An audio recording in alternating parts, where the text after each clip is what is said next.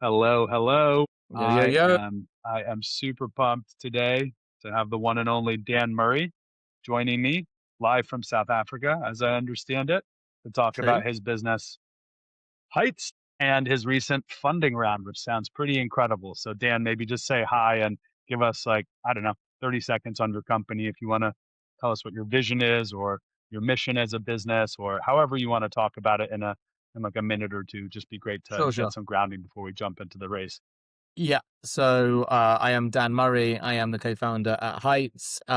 We are a supplement company. We make the world's best supplements. We focus on brain and gut, and then really running clinical trials to prove the efficacy. And our long-term bet is that by thinking in a long-term way and really investing in the scientific trials as if we're a pharma company, by being a really cool, slick, sexy, beautifully designed consumer, facing like classic startup on the front end, it gives you a lot of cover to be spending and investing a lot of energy, time, and effort on the back end to actually build the moat, which is the science trials, the efficacy, proving that your product works better than other people's products. That's where the real moat is in this space. It's the one thing that can never be taken away from you. And it is the absolute thing that you can take away from everyone else once you have that evidence. And so that's really been the mission of the company since we started, is in a 10-year view to be the most proven, the most trusted, the most factually, clearly, clinically proven best supplement in any space we enter into that has the best health outcomes for our customers imaginable. And we just achieved one of those long-term goals very recently when we became the first company in Europe to have a clinical study for Vitals, which is our first product, our flagship product, that proves that it works and helps people across a whole range of things in a double-blind, placebo-controlled gold standard study, which doesn't mean anything to the general people, but it means basically a pharma level trial, which proves that it works in healthy adults. So we're about to become the first and only multivitamin in Europe with evidence that we actually work in healthy adults, which is a perfect example of what we've been doing behind the scenes for 6 years since day one. But this stuff takes years and years and years and time. So it requires long-term thinking from day one. And it's one of the reasons why we often do need to raise a bit more money, a bit more money, a bit more money, is because actually we're investing hundreds of thousands up to this point, probably over £1 million in like clinical trials, to try and basically have a very robust and limited product pipeline. Like there's only a few things that we actually think the world needs that we should make and can make where we could make a dent and make something better, and also get the evidence required to prove that we're the best company in the world to buy that product from. And that stuff takes time, it takes money, it takes focus, and it also takes a lot of money that goes nowhere near either marketing or product development. It just goes on trials and people and all sorts of things. So that was one of the reasons for our most recent fundraise. That is as much as I'll give for the intro. Amazing. Thanks so much. So, this show is really about the technical, even emotional side of fundraising. I know you've kind of played that game a few times in your years. So let's just start with a couple like quick fire questions. In one word, what do you feel when you think fundraising? Can't spell fundraising without fun or Okay. drazing. What's that one? What, drazing? It's just the Drazing? other. Yeah, it's just the rest of that word, I guess.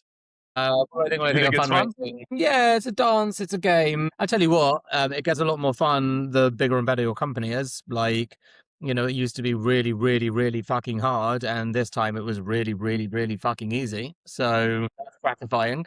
I think this was the first time I've ever done a round that was like 100% nothing but easy. Like it'd be unfair to use any other description other than the word easy. But it was easy because Joel and I made strategic decisions that other founders don't make. We chose a low valuation. We chose to call the terms. We chose not to do a fund.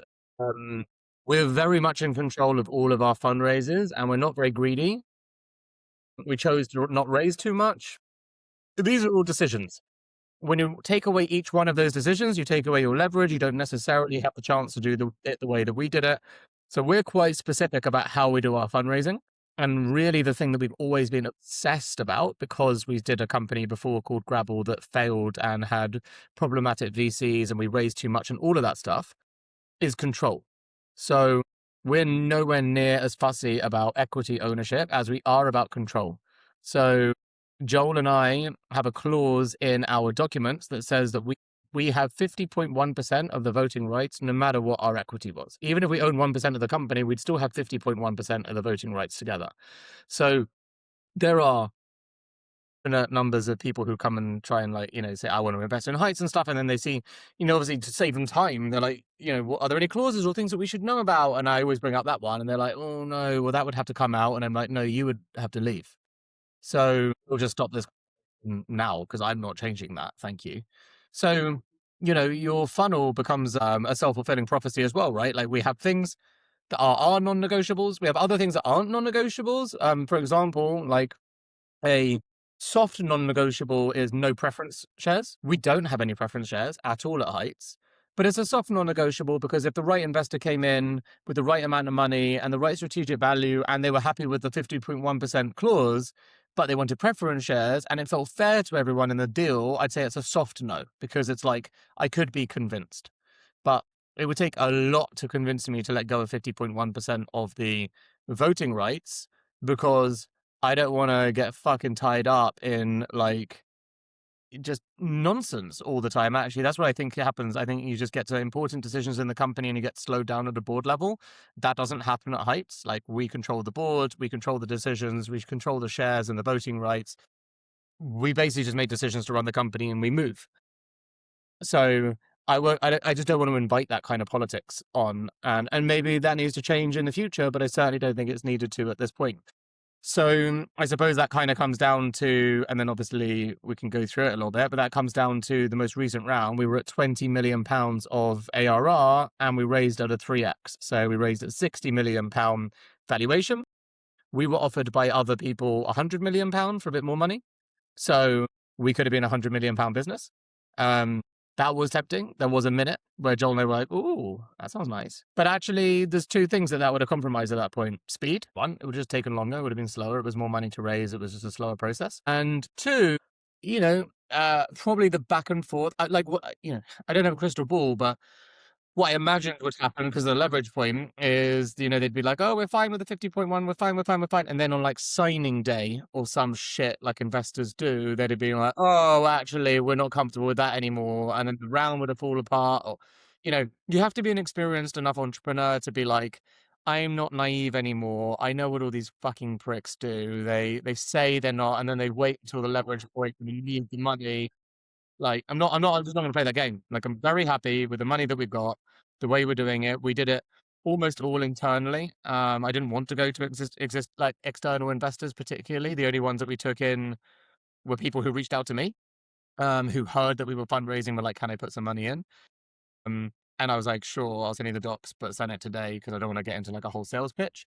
That was kind of it. So it wasn't like going out to do an external round or anything. It was like an internal round was like, "This is the money for execution.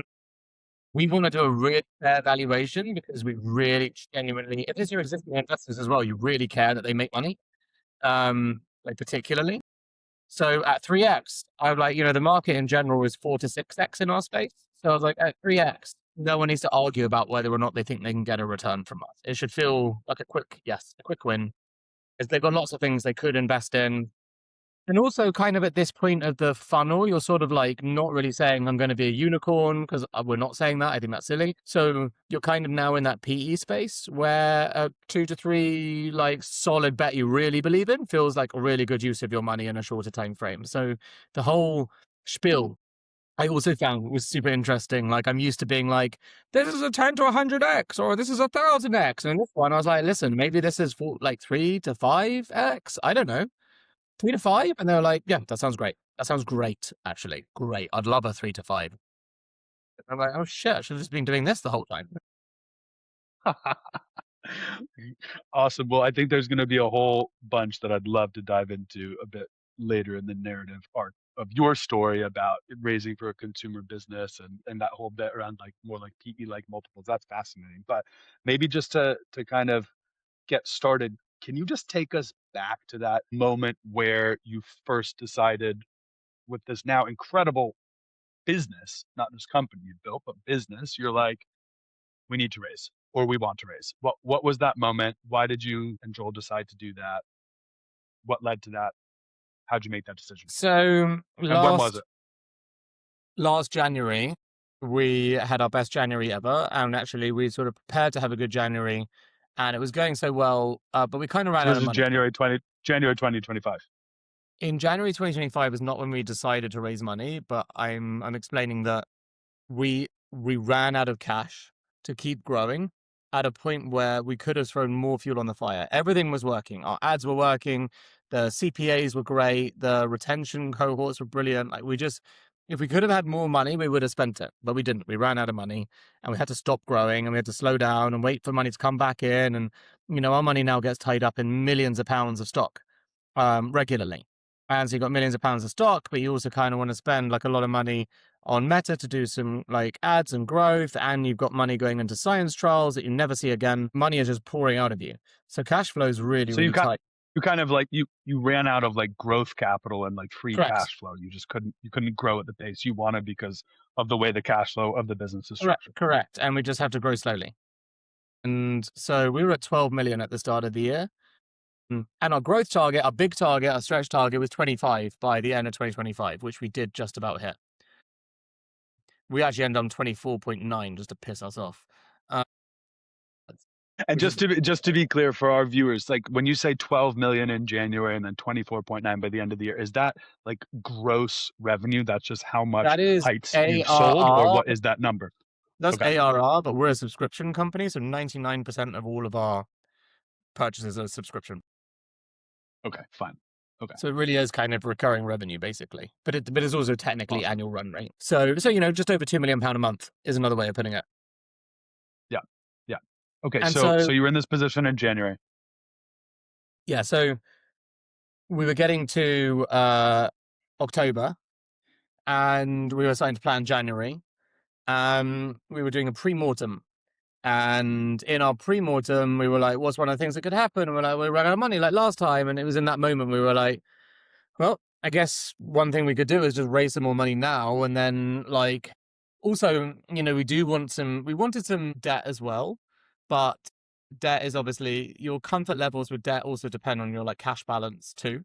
So we had a bit of a precarious cash balance because we just have these trials on all of our products, right? And we also have these huge stock orders and NPD. It's just hugely cash intensive. So we never really have like a great balance at any one point, even though there's sort of cash floating around in cycles. So it made sense for us as well to do a raise because like we could also borrow against that, right? We could also get some debt, have more cash, do more things, be a little bit more adventurous. And so it was October in the pre-mortem where suddenly we were like, right, well, I guess we should go and do it. And from that moment, we pretty much managed to close it by the end of October. Wow, that's amazing. And is this a commonality in your business at year end? Is it like Christmas sales? Is it seasonal at the start of the year, like parts of the I real think estate industry? Why is this happening in this cycle for Heights, in your opinion? Well, I think um I have a broad point of view at the moment, which is that unless your business is like 10 years old, you probably don't know fuck all about it. So don't be too confident. And I say that on especially the basis That's of, why I said in your opinion, not in your expertise.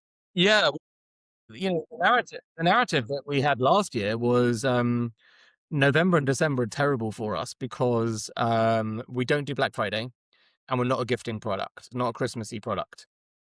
Where we should do really well, because we've done really well in the past, is like really just Q1, Q2, like absolutely kill it. But actually, what happened last year was we had a great Jan and Feb, then we had a fucking awful March, April, May, June. They were all really flat. And then we started killing it again. And actually, we had like our biggest months in November and December.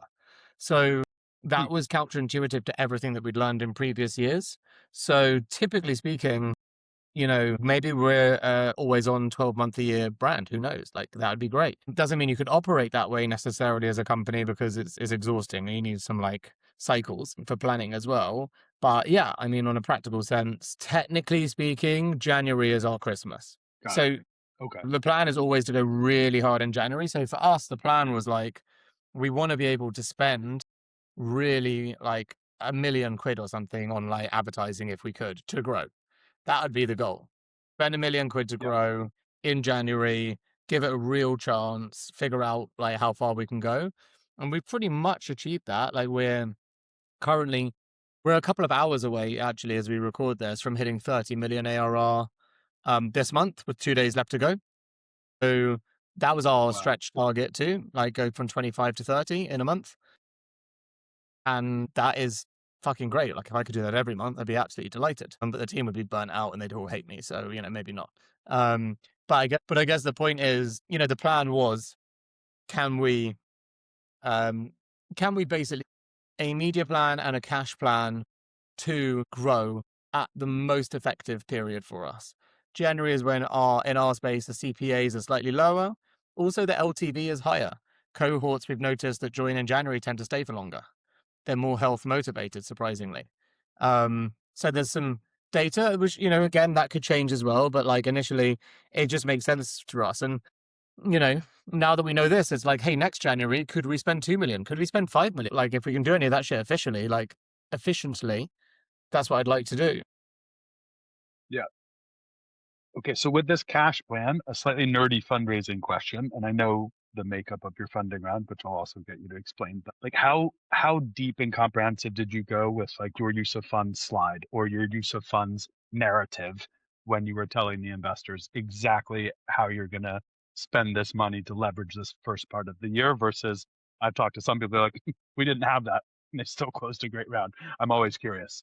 Well, I mean, our narrative, like any startup, like the best narrative you have is your customer growth. So, we were having a great year. I mean, we doubled last year pretty much. So we just really, there's two things. One is we did an internal round pretty much. Like I say, 90% of it was internal. So even though we did make a deck, making a deck is helpful for you anyway. So we made a deck, but like we barely sent it to anyone. We were like, we'll just send it if they ask for it. And I mean, genuinely at this point, a lot of it was like, hey, we're at 20 mil. We're on track for our stretch target that we said this year was like the upper end of where we'd get to. We're going to do a quick internal raise now at 3x revenue, multiples in the space of 4 to 6. Are you in?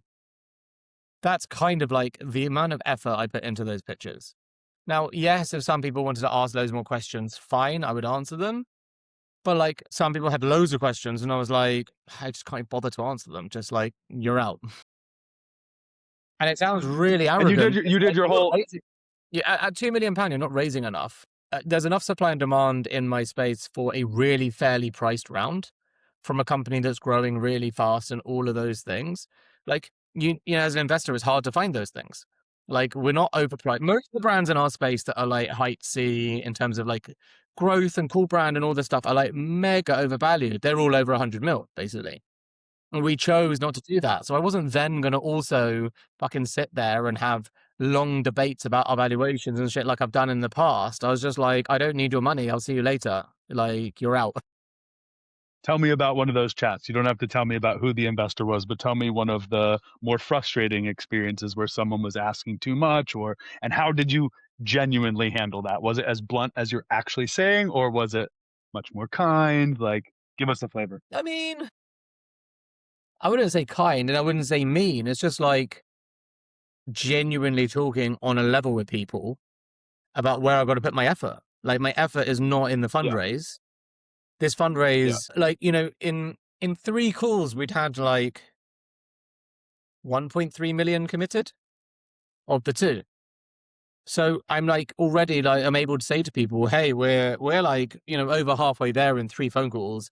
We're only going to raise 2. Your choice is to say yes or no. Like when anyone was honestly like, hey, can you send me like your P&L and stuff? I was like, no, I'm not doing it. And it's not that it's an unreasonable request. I'm just not doing it. I just can't be bothered. I literally cannot be bothered to go into the nitty gritty of my business with you like you're an analyst because I don't want your money enough. Like Yeah. genuinely, not a problem. You're out. Yeah. But if I was raising like 5 mil or I needed the money or whatever, the power dynamic changes again, right? And then I'm like, yeah, sure. let me bend over, get your gloves out, have a look what's inside. I just wasn't going to do that. Yeah. Like it just wasn't going to happen in this round. And again, Yeah, it you're also doesn't, not talking to PE shops or funds. These are people. These are angels. it is just, but it's also just patience. I've got other shit to do. Yeah. Yeah. Correct. And the angels, of course, you can't do that with funds, right? You can't be like, no, I'm not giving you the information you want as a regulated fund. Like, I understand the difference. But like, I also know that there are just like really deeply analytical angels who love information and like they just want to like ask more and more and more and understand all this shit. And I'm like, hey, I'm not some fucking toy for you. At the end of the day, like just because you get your kicks that way, I fucking get my kicks the exact opposite way. I'm just like, don't want to play this game with you. So I threw my toys out the Yeah. pram very early in those conversations and was like, see ya, which Nice. honestly Knew your felt fucking boundaries. Well great. done. Yeah. I feel like after years of inevitably more struggle when you raise the earlier rounds, when you get to have the tables turned in your 100%. I favor, spent it's like like, look, so much this time is the like vibe. begging people like Oliver Twist. It was lovely to just be like, hey, raising some money, do you want in, yes or no? And just having like an adult conversation with people quite quickly. Again, if it's all new investors, you can't do that. But if it's your existing investors, at the end of the day, if it's your existing investors, your reputation and your track record are your deck. You know, Yeah. they're used Totally. to they They've seen saw the this. investor updates. They know you inside out if they've read And anything or yeah, talked exactly. to you And ever. we do quarterly investor updates to everyone all the time, always Yeah. have. Yeah. We Yeah. used to be monthly, but now it's quarterly because we realized no one was reading monthly. Yeah. I mean, I've noticed this in a couple rounds I've worked on and in my own raising. It's like it's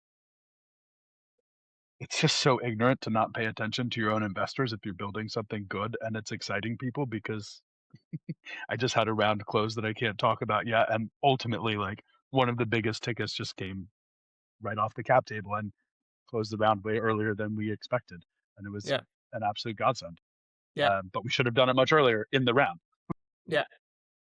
because we would have closed it months before. Okay, so that's kind of the story of 2025. You kick off the raise in October. You basically close it back to front in 4 weeks. You said, Yeah. yeah. So what was your expectation before you started kind of soft selling the raise? Did you expect it to be that easy? Did you have the Yeah. confidence you knew it would be that easy, or And what? no, but everything hinged on our lead investor, as it often does. So I think if our lead investor wasn't so keen, because basically our lead, actually, he's not our lead investor, but he was our lead investor in this round. He was basically happy to put in £1 million. And that's what I was really pushing him to do. As in, do half the round. It's a great valuation. You've got the money. He invested for the first time ever last year. So he's already doubled his valuation, doubled the money. And also his first and only experience with us ever is highly qualified, right? As in, he invested. We said what we were going to do. We set some really aggressive targets and then we hit all of them. So for him, he's like, I can put my money on other things, but these guys so far have like really impressed me. Whereas, a lot of our other investors have a different experience with us, right? There was like a year where we said we were going to do amazingly and we just flatlined the whole year. So like, depending on when you enter the company as an investor, what your expectation is based on your own lived experience. And his lived experience with us was phenomenal. That's why we went to him first, because it's like, hey, we've smashed it to you. So, given that you probably think we're your shiny new toy and you're very happy with us, we've got a great deal for you. So you can be the lead, and as soon as he said yes, we were like, this is going to be easy because it's such a strong signal that someone who like is existing in your investor cap table is buying that many shares at this price, right? Like already again, it's a very strong signal to the other existing investors. So once that happened, it was genuinely easy. Also because like our pitch was broadly like, this is your pro rata. Do you want to do it? So pro rata, like for a lot of these investors ended up making up the majority of the 2 million anyway. And for a whole bunch of them, I was like, hey, if you want to do some more, do more. And So like genuinely, this guy effectively did like a super pro rata to kind of lead the round, yeah, or yeah, anchor it as an angel. yeah, exactly. And I said to someone else, they were like, "Hey, yours is 25. If you want to do more, do more." And he did like 100. I'm like, "Wow, that's fucking great. I wasn't expecting that, but like that's brilliant." And so you just get a few of those as well, and you're off to the races. But you also obviously get the people who are like, "Your pro rata is 25," and they don't want to do it. Yeah. So, okay, tell me a little bit from maybe like a social construct perspective. This person that came in and anchored the round, was everyone excited because he is like a super known angel, or do your angels actually all know each other really well and you do like community stuff? Or was it Much more like, better. wow, this person came in and did like a million? It's like financial FOMO. I have very deliberately always kept all my investors apart, never together. Interesting. Why? I only now for the first time ever considering doing an event to like bring them together to say thank you. But there's pros and cons, and actually it's been great keeping them all separate. Like one great negotiation tactic in general that you ever have is playing investors off against each other. And if you connect them and they get each other's emails, they know each other, then suddenly they can all start being like, hey, Dan said this, they said that. And like, oh, God. So I've always kept everyone apart, completely apart. Interesting. Okay. And so effectively, like, did people know who this person was, or did you just say, I'm just interested in how you gamed the FOMO mechanic with this individual angel in the construct of an angel round. Well, it's very simple, right? Like no one knows who he is, but I'm like, hey, Max, who like came into the round last year, um, has been really impressed with our progress this year and has asked us, and this is the whole point again, like not connecting people, this is language. He's asked us if he can lead a new round at a great new valuation that's awesome for everyone in the company. So positioning is like, hey, Max wants to do half of a £2 million round at 60 million. Are you in for the other half? Great. Sounds like Max twisted our arm to do the round. I mean, obviously, not quite how it happened. We went to Max and we're like, hey, Max. But obviously, you're talking to everyone else. It's like, hey, Max has asked us if he can invest at a great new valuation. And Yeah. we've said yes. And now you're Yeah. invited, you lucky sod.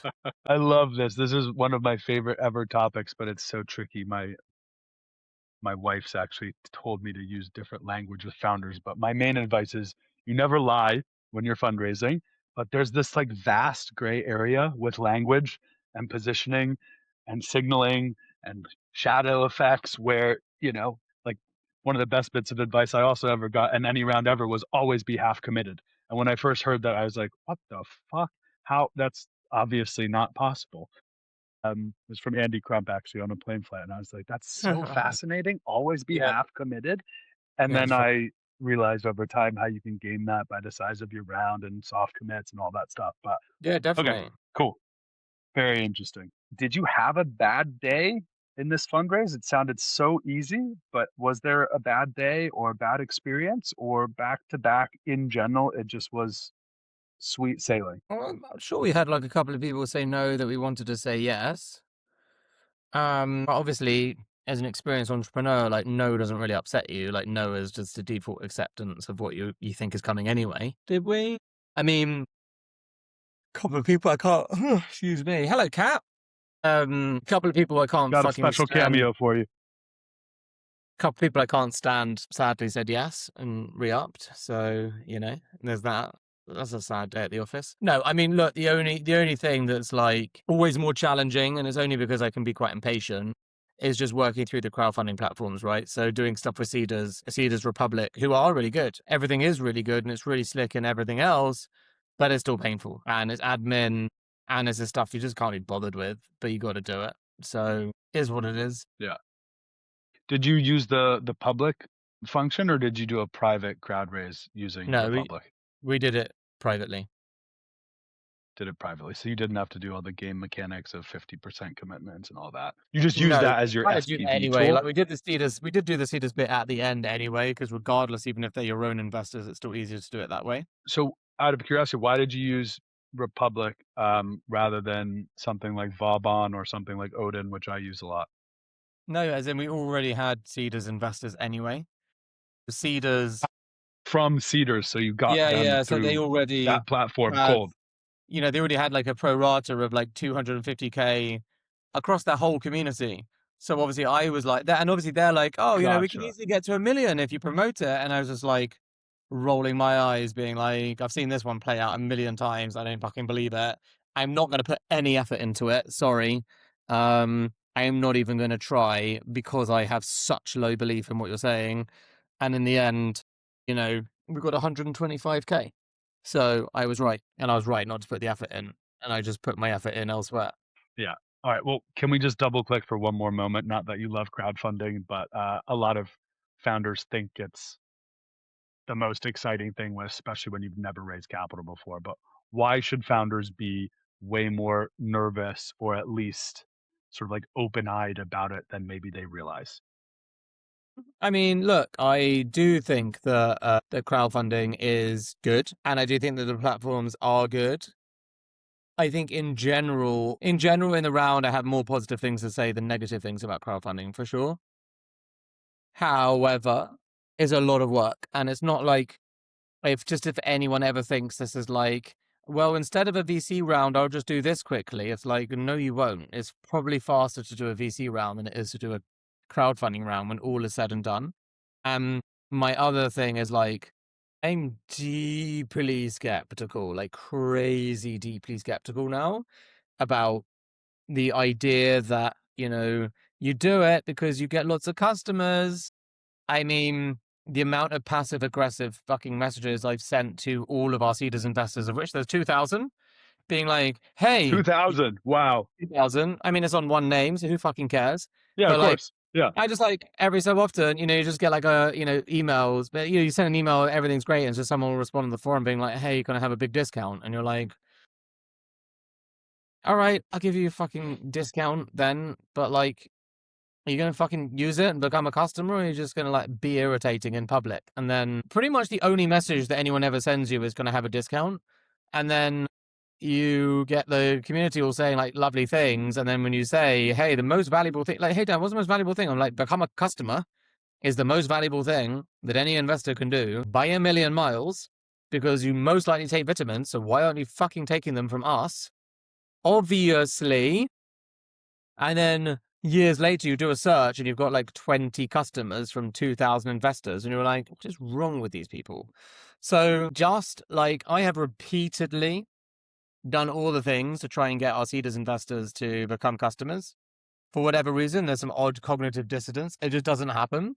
So the worst pitch I've ever had for crowdfunding is do it because you're going to get some customers. And no, you won't. You should do everything else to get customers, but don't rely on your fucking silly crowdfunding dream that sounded lovely at the start, because it sure as hell ain't reality. Depressing, isn't it? Yeah. Depressing. But I think it's really There is, sobering there because is, too many however, people there think is, it's an easy shortcut. Nick, it's worth saying one thing though. There is the flip side that is also very true, which is positive, which is that by doing crowdfunding, you can go to your existing customers and make them shareholders. Now that's a lot better because like they're already your customers, they already love your brand, and then bring in, and that's obviously see like all of the crowdfunding So that part direction works. Yeah. anyway, right? That's how they bring people on. But that is actually worth doing because then you are, if you believe in your company, you're rewarding your actual customers with shares in your company, which is great. Yeah. Yeah. Cool. Okay. So just, I guess, take me through the 4 weeks in like operational detail. Did you do what early stage founders almost have to do, which is like clear your whole calendar and take 100 meetings, or are you just literally like sending a couple WhatsApps? Here's the deck if they want it, say yes or no, and it was like a 0.5% of your calendar for those 4 weeks. Like, what tools were you using? How were you pushing people through the funnel, if at all? Like, this one sounded really easy for you, so I'd love to hear like what did that actually look like on a day-to-day basis? Yeah, I still spoke to everyone, and so it still was my calendar. It was easy, but I still wanted to chat to people. I still wanted to make them feel good about the investment. I still actually did the time on it to make sure that it was legit with them. So in that sense, it was still a normal fundraising process in a sense that like I spent the month doing that, doing the legals, doing seeders, really not doing other stuff. That was like my main Okay. priority. Okay, fine. And Yeah, did you don't have a worry. certain flow? Like, did you? Okay, it still took some effort. A little bit, yeah. Were you doing meetings in person? Were you doing meetings on calls? Like, did you have a funnel that you were trying to run people through? Or I know you've No, raised a bunch of rounds in the past. no, I just did. No. I was almost all entirely emails and calls, and I met a couple of people IRL, but only because I wanted to. Investors that I like, that I want to hang out with and just chat to. Like we're in Oxford Street, so like just going to Soho House and catching up with people for a drink, but like casual. Yeah. Yeah. Okay. Do you have a sense of what your conversion was? Like how many people you talked to and how many ended up investing? Was it like a higher conversion rate than past rounds, or Oh yeah, did definitely. you It's just probably choose a people better? 50%. It's probably a fifty Yeah. percent conversion rate. Yeah. Okay. And how many individuals invested roughly? Do you know? Well, I don't know because of Cedars. Like I Okay. didn't look or No, like well, had. outside of them, I mean like people that came onto the cap table. I Roughly. are Was it like 50 or 20? Because you did a probably bunch of big tickets this round. yeah, it's probably 20, 25. Okay. Okay.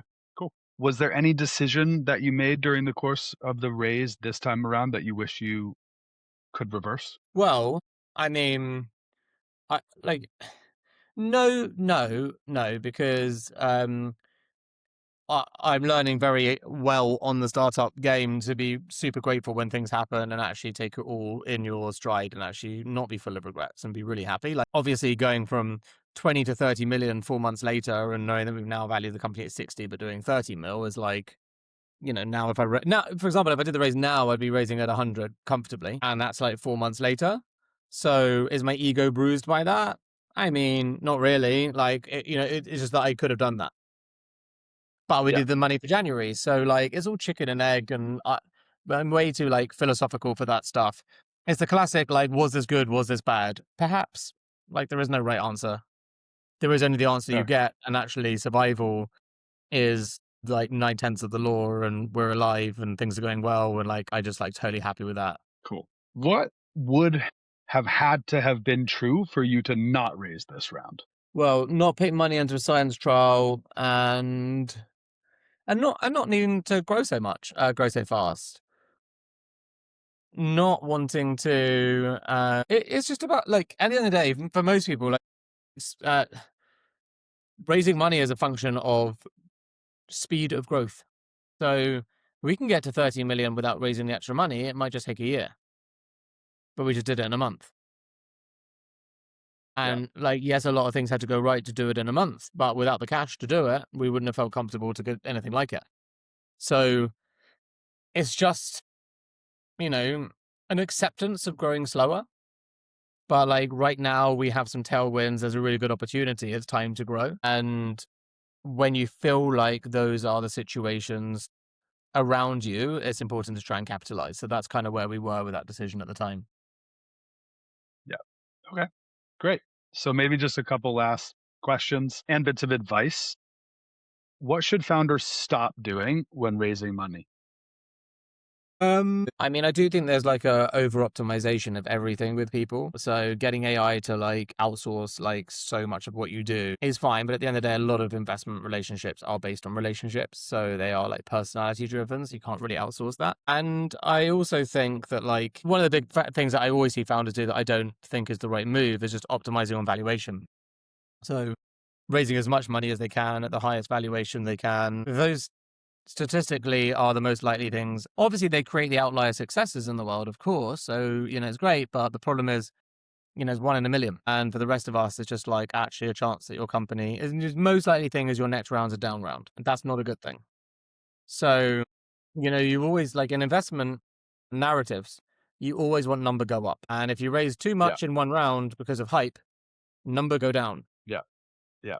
That makes total sense. I'll never forget a bit of advice I got from Lord David Young, you might have known. And I was in the midst of closing my seed round, 15, and I'd everyone agree to our valuation, including like a bunch of the top VCs in Europe that were coming in. And one VC at the last minute was like, no, no, I don't want to do 20%. I want to do 25%. And I'd had 30 other entities already agree. They were like the third, whatever, they were the 30th. I went in and saw this old wise investor and I was super pissed off. He was just like, Nick, it doesn't matter. Just agree, close the round, get back to building your business. If your business ends up being as great as you really think it is, you can make that up in the future. Just get the money and get back to work. I was like, wow. I mean, I wouldn't advise that in every single situation, but it is interesting. If you over optimize for valuation, it's just such a fucking waste of time. Totally. How about a favorite founder or favorite investor that you think folks should follow or pay more attention to out in the market? That's not you? Yeah, I am a big, big, big fan of Nicola Kilner, who is the founder and CEO, well, was the CEO, she's not anymore actually, of Desia, who made The Ordinary, which is one of the breakthrough consumer brand, like beauty products. She sold to Estee Lauder for 4 billion, and she is just the nicest person ever. Super supportive, great fun, mum of three, just wicked. So, and not a big following online, but just absolute machine. Cool. All right. Well, I'm going to look her up and I'll share it when we publish this. Last Perfect. question. Where can people find you if you want to be found, or where would you like them to find you? Yeah, so I'm on social at Dan Murray S or Dan Murray's, as if I'm plural. Great. And do you have any final ask for the audience? Go buy Heights, heights.com. Best supplement on earth. Awesome. That was great. Thank you so much. Awesome. My pleasure, mate. Great to chat.